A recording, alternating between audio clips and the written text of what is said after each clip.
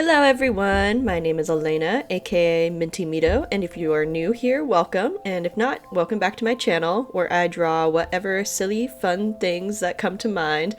Honestly, just vibing. I do a lot of Sonic art, but I do a lot of other art as well. And finally, in this video, we are doing I am drawing Sonic once, but the video is not Sonic themed. So, as you can guess by the title, I saw the new Across the Spiderverse movie, and it completely blew me away, obviously. Just absolutely stunning, groundbreaking, once again. And I, of course, wanted to do a video related to Spiderverse, and while I'm sure I could have just drawn fan art of the characters, and maybe I still will because I do love all of them, I thought it would be a fun challenge to take characters from other fandoms and draw them as if they were part of the Spider-Verse. So to do this, I put a story on my Insta, follow me at MintyMito on Insta, and asked people to send me ideas for characters or fandoms that they'd like to see drawn as spider people, and I got a ton of responses. I didn't do all of the suggestions because there were too many, and I mainly stuck to the fandoms or characters that I was at least a little bit familiar with, because sadly some of the fandoms I really knew nothing about. I was a bit ambitious with this one, as you will see, and as a result I am quite tired right now. I am so exhausted, but I had a lot of fun with this, and I hope that you will enjoy seeing the process of watching all these people get spider-fied. So let's get started.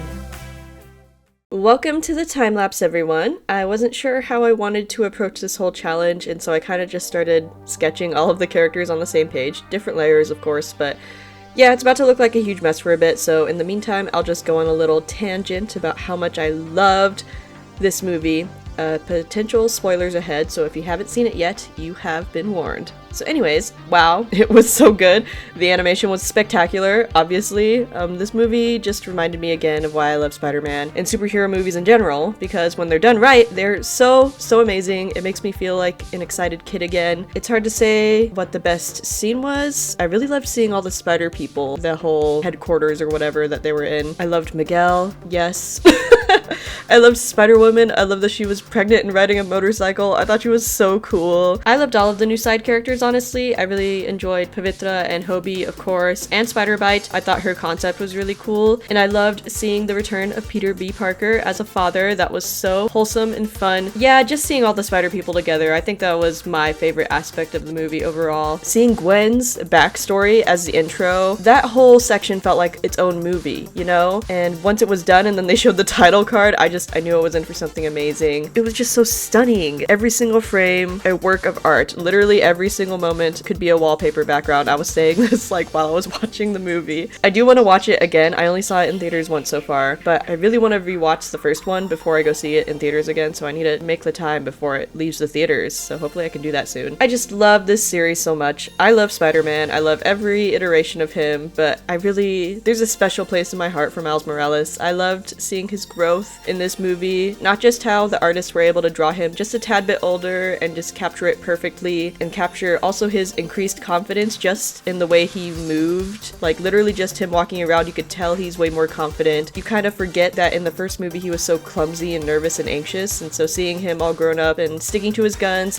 it makes me emotional just thinking about it. I loved seeing him stand up for himself when Miguel was trying to get everyone against him, and then later when it was revealed that Miles was an anomaly, I was so shaken. Like that really got me. He was still fighting for himself anyways. I really like stories about characters fighting against the quote-unquote path that was set before them, or fate, or destiny, or whatever. I really love that concept. I think it never gets old, and there's so much to do with it. And the ending, I won't say what exactly happens, but I was floored. My friend like leaned over to me and she was like, "Do you think this is where it ends?" And I was like, "No way," because you know, I was aware that I'd basically been sitting there for 2 hours, but I was ready to keep sitting for 2 more hours because the stakes kept getting higher, the story kept getting more intense. I was so ready for more. I love superheroes, and I love Spider-Man. Spider-Man is my favorite superhero of all time, and I love art, and I love artists. I am so inspired by this film. There's nothing more I can say that hasn't already been said, but yeah, if you haven't seen it, please go see it. If you have seen it, go see it again. Unfortunately, there is a big downside to this film. It has come out recently that many of the artists and animators who worked on this film faced some really horrible working conditions and were given very unreasonable expectations in terms of deadlines and output, and I wish I could say I'm surprised, but I am really disappointed, and it sucks to see, especially with something so amazing. So I really truly hope that the next movie will be delayed or something, just so that the people working on it won't be rushed and worked to the bone. I would happily wait decades for the next film if it meant the people working on it weren't pushed to the brink of death just to create it. Like, if you have a hand in creating something this incredible, you at the very least deserve a good work-life balance at the bare minimum, and frankly you deserve far more, in my opinion. The animation and honestly a lot of creative industries suck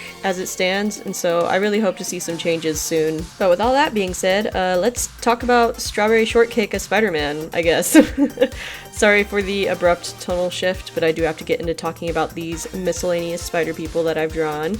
So one of the first suggestions I got was to draw Strawberry Shortcake as Spider-Man, and that was so funny, so I had to do it, of course. And for her design, I realized that this character has actually been around for a really long time, and she's gone through many iterations for her clothing and her appearance, so I just tried to take a little bit of something from every version of her that I saw. And I also looked up strawberry spider on Google to see if anything came up, and there actually is a spider that kind of looks like a strawberry. So I incorporated that into the little spider symbol on her apron. The whole concept of this is just so silly, so I thought it was a great way to start this video off to set the tone for how random and chaotic it's going to get. And I do like how it turned out, although I'm not quite happy with her pose, but honestly, it's a Strawberry Shortcake Spider Girl. It is not that deep, and so let's just move on to the next one. Next we have a Hello Kitty Spider-Man, and I looked this up and there are some drawings that exist of Hello Kitty as Spider-Man, so I just kept it simple, but I decided the only main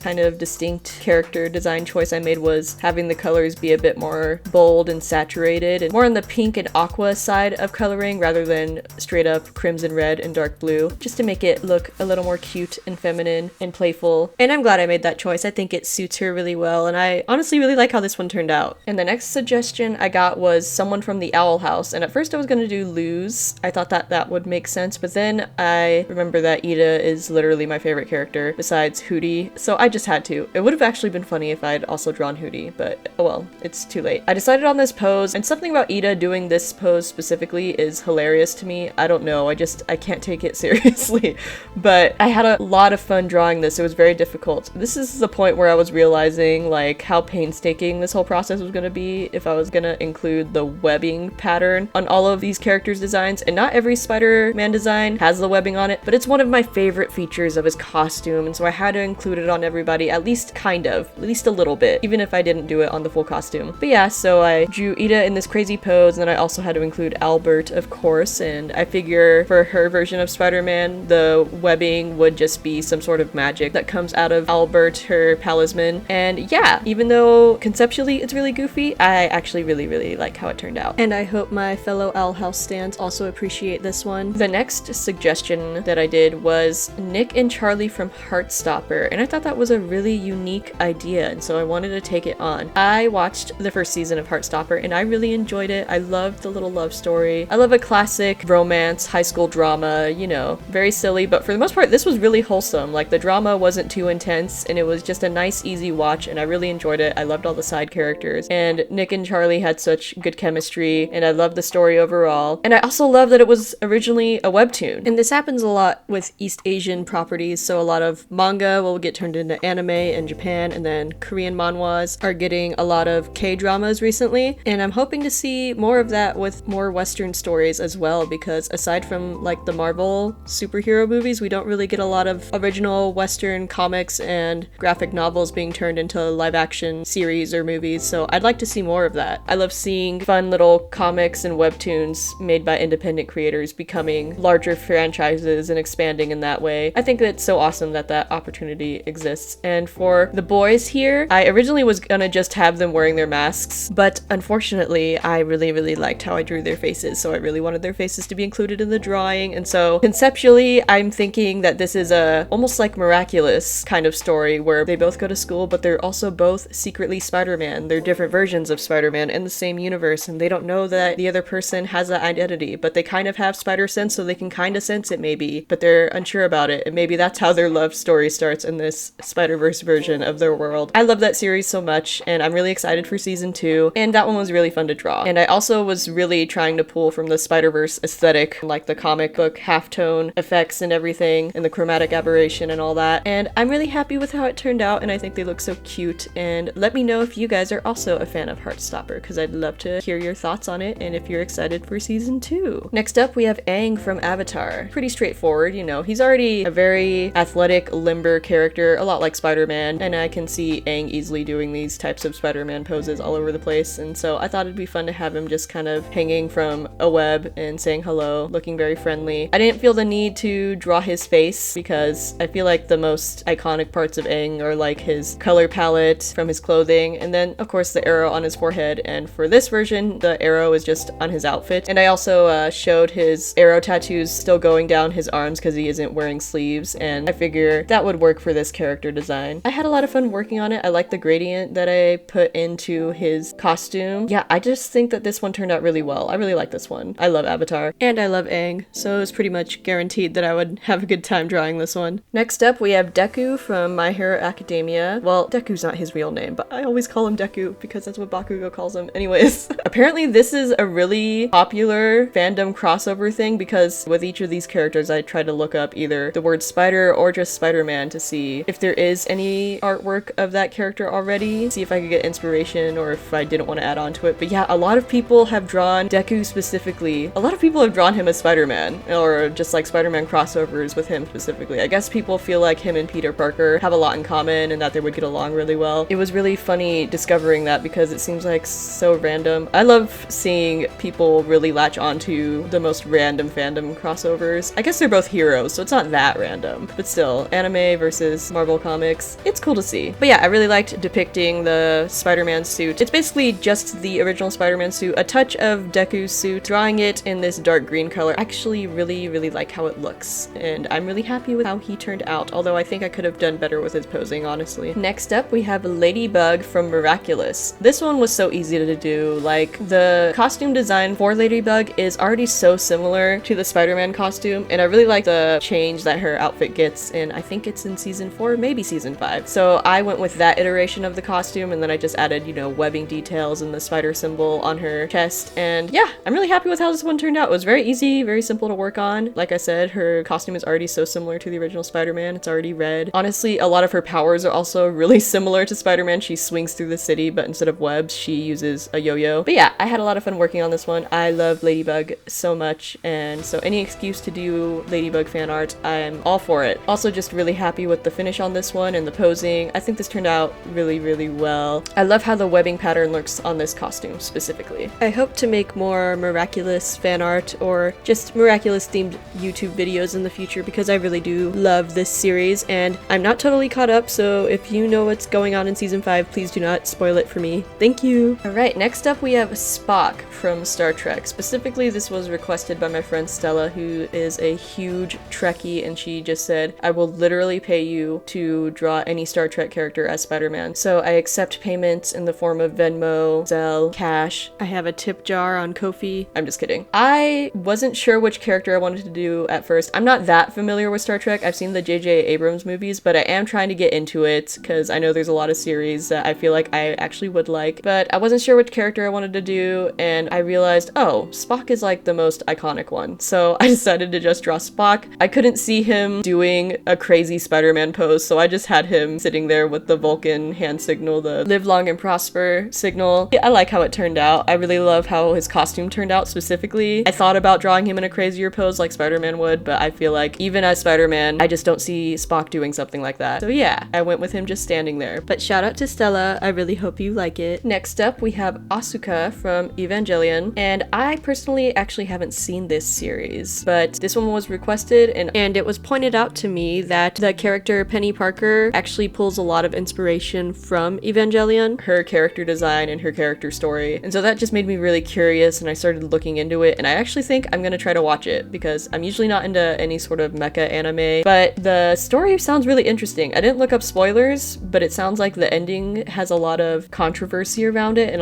it's either hit or miss for some people, and that made me really curious about how it ends. And the story actually sounds genuinely really cool, and so I think I'm going to check it out, and and there are a few iconic characters I'd say from this series, but Asuka is one of the ones that I see the most often. And well, honestly, like, her suit is already very suited for a Spider-Man design. All I had to do was put a Spider-Man mask on her face, basically. I also added a little spider symbol on her chest, but you can barely see it. It's so tiny. I really think that her outfit design suited the Spider universe, and so it was pretty easy to draw, and I really, really like how it turned out. I forgot to add any sort of webbing detail to hers, and that's my bad, but honestly, it, like I said, it still looks like it suits the Spider universe, so I'm not too mad about it. Next up, we of course I can't go a video without drawing Sonic, you guys. I'm just kidding. One day I will, but I mean, of course I had to have Sonic be Spider-Man in this video. I'm doing all fandoms, and so I had to include a Sonic character, and Sonic was the one that got requested specifically, and so I decided to do that. I've seen other fan arts of people drawing Sonic in a Spider-Man outfit, and at this point I was so tired from drawing. I couldn't think of any way to be clever, so I literally just drew him in the original Spider-Man outfit. No real changes except for the spider symbol on his chest. It's now a Chaos Emerald spider. Yeah, it's so silly, and I wish I had been a bit more creative with the posing, with the costume, you know, something, but you guys, I spent so much time on all of these, and I don't know why I wanted to be so ambitious and draw so many characters for this, but I did it, and that's my fault. I should have split this into several parts or something, but oh well, it's too late, and you know, I love drawing Sonic anyways, so I'm not mad about it. I just wish I had been more creative with it, because I feel like he seems kind of basic compared to some of the other ones that I did earlier, but hopefully you guys still like how he turned out. I, of course, still enjoy drawing him. I always enjoy drawing Sonic. I just hope you guys also like how it looks. And next up is a request that I was so excited about, which was a Steven Universe Spider-Person. And I am a huge Steven Universe fan. I love this series so much. I watched it like 5 times, and I want to rewatch it again, even though I just finished last rewatch like a month ago.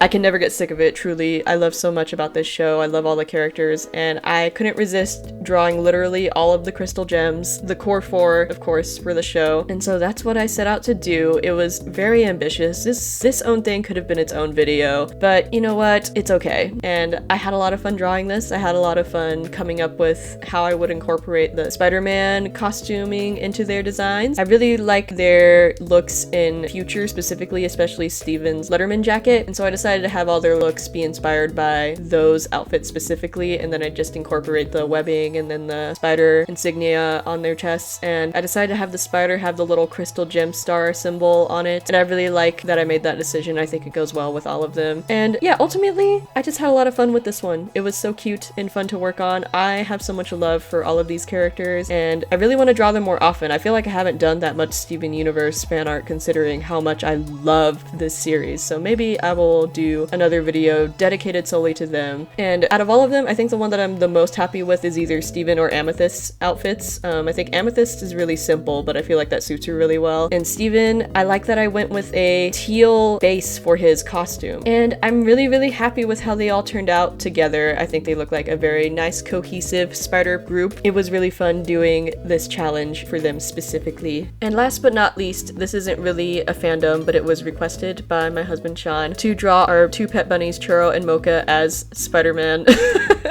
And it was so silly. Oh, they look so cute though. At first they were just gonna have basically the original Spider-Man outfit, and then Sean was like, no, Churro is grumpy and he needs a more emo Spider-Man look. So he is kind of a version of the symbiote Spider-Man suit from Spider-Man 3, and I'm glad I made that decision. And just to wrap everything up, I decided to put them all together in one image, even though that wasn't what I initially planned to do, so it looks kind of wild, but hopefully it still looks pretty good. I mean, it's not cohesive at all, but I did my best to try to make a cohesive image out of all these completely different random character designs, and I really hope that you guys like how they turned out.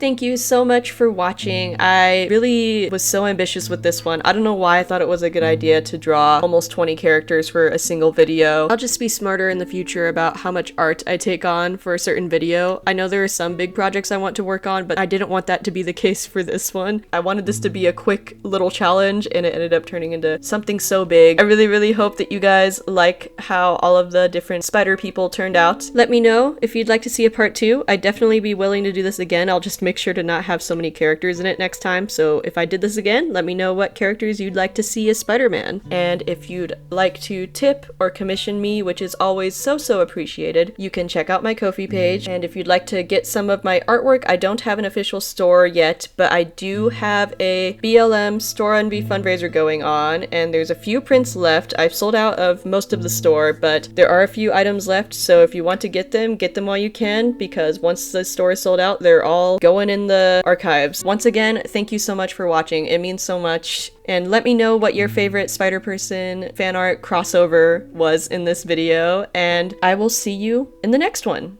Bye!